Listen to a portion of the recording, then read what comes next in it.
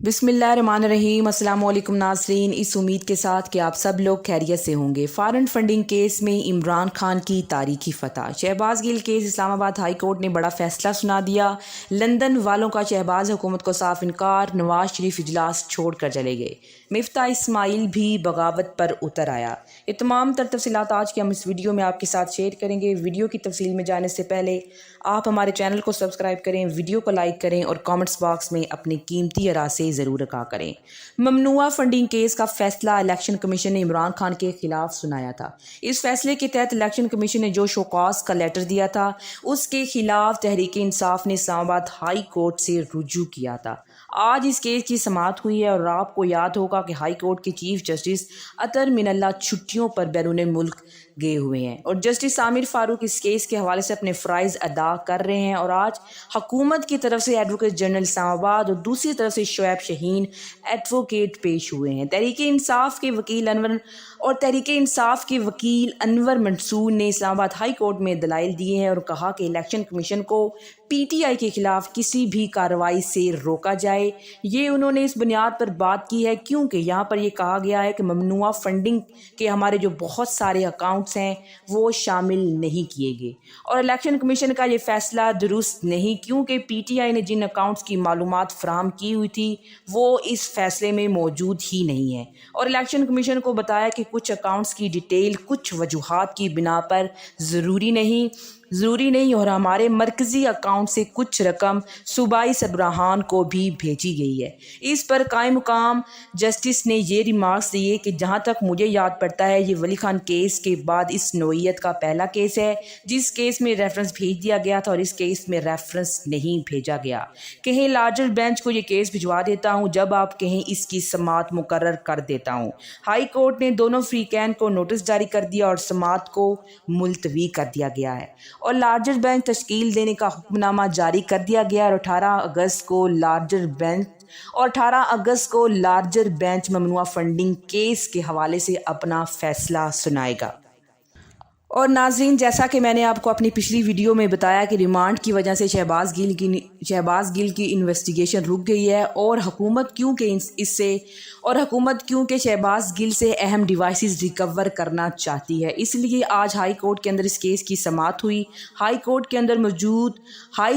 अंदर मौजूदा हुकूमत एड़ी चोटी का जोर लगा रही है क्योंकि अडयाला जेल में शहबाज गिल का जाना वो इनकी पहुंच से दूर जा चुका है और ये हर सूरत में शहबाज गिल को अडयाला से निकाल कर उस जगह पर लेकर जाना चाहते हैं जहां पर इस्लामाबाद पुलिस जो कुछ शहबाज गिल के साथ करना चाहे कर सकती है। और इस सारे मामले में शहबाज गिल के साथ गेम हो चुकी है क्योंकि हुकूमत की अपील मंजूर कर ली गई है, क्योंकि एडवोकेट जनरल इस्लामाबाद ने कहा कि एडिशनल सेशन जज के सामने नज़रसानी दरख्वास्त सुनने का जो हुक्म है उस हवाले से उन्होंने इससे पहले उनके सामने अपील की गई थी और इस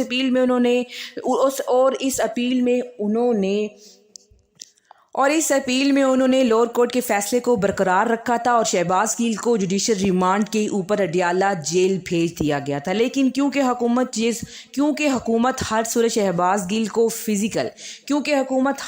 शहबाज गिल का फिजिकल रिमांड चाहती है, इसलिए अदालत ने कहा कि आज के रोज़ ही फौरी तौर पर सेशन जज जिस्मानी रिमांड की इस्तदा सुने और हुकूमत की ये दरख्वास्त मंजूर करते हुए जो है वो आज ही इसके हवाले से फ़ैसला करें और आज ही इस केस की समाअत सुने। और तहरीक इंसाफ को आज अदालत के इस फैसले से मायूसी का सामना करना पड़ा है क्योंकि शहबाज गिल को इस्लामाबाद पुलिस और हुकूमती हल्के जो ताकतवर हल्के हैं इनकी हर मुमकिन कोशिश है कि शहबाज गिल को अडयाला से निकालना है और इस्लामाबाद पुलिस के अंडर इसको लेकर जाना है ताकि सूरत हाल को अपने हक में किया जा सके। लेकिन दूसरी तरफ इमरान खान तहरीक इंसाफ ने इस केस के हवाले से एक बहुत बड़ा फैसला जो है वो किया है। तहरीक इंसाफ ने इस केस को इंटरनेशनल लेवल पर उठाने का ऐलान कर दिया है और शीरी मज़ारी को इजाज़त दी गई है कि वो ये टास्क जो है वो शीरी मज़ारी के हवाले कर दिया गया है कि आपने इंटरनेशनल फोरम पर इसको लेकर जाना है और कंसर्न बॉडीज़ के सामने इस केस को रखना है ताकि उनको पता चले कि पाकिस्तान के अंदर हुकूमत और ताकतवर हल्के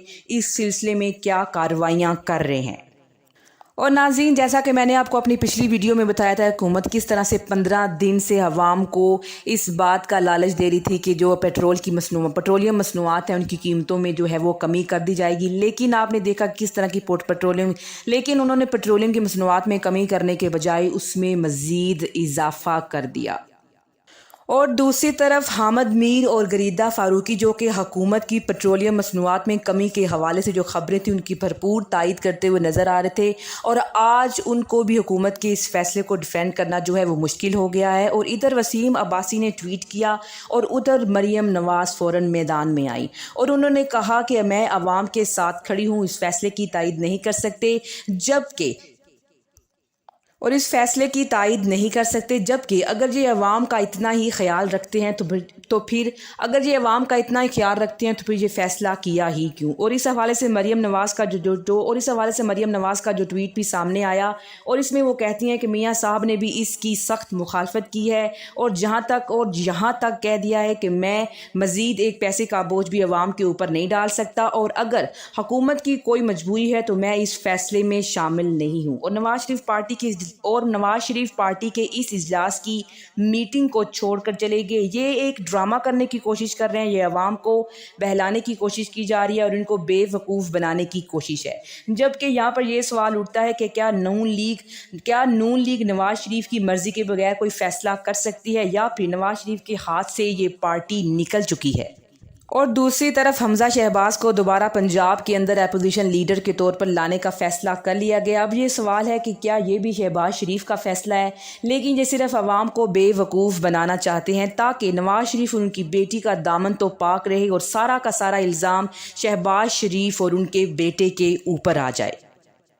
اور وزیر خزانہ مفتاح اسماعیل نواز شریف سے زیادہ پاورفل ہو چکا ہے۔ آج وفاقی کابینہ کا اجلاس ہوا اور یہ بلایا تو عمران خان کے خلاف گیا تھا کہ فلاں ٹرسٹ والی زمین کے اوپر جو ملک ریاض کو پیسے آئے ہیں وہ ہمیں واپس لینے ہیں، لیکن وفاقی کابینہ کے اندر بھی معاملات کچھ ٹھیک نہیں ہوئے اور وفاقی وزراء نے خاص طور پر مفتاح اسماعیل کی بریفنگ کے حوالے سے کہا کہ ہم اس سے مطمئن نہیں۔ خورشید شاہ سمیت دیگر وزراء نے اس پر سخت اعتراضات اٹھائے ہیں اور وزیر اعظم مفتاح اسماعیل کو اجلاس کے بعد فوری کانفرنس کا حکم دیا تاکہ عوام کے سامنے اس اضافے کی وجوہات رکھی جائیں، جبکہ اس کی کوئی وجوہات ہی نہیں ہیں۔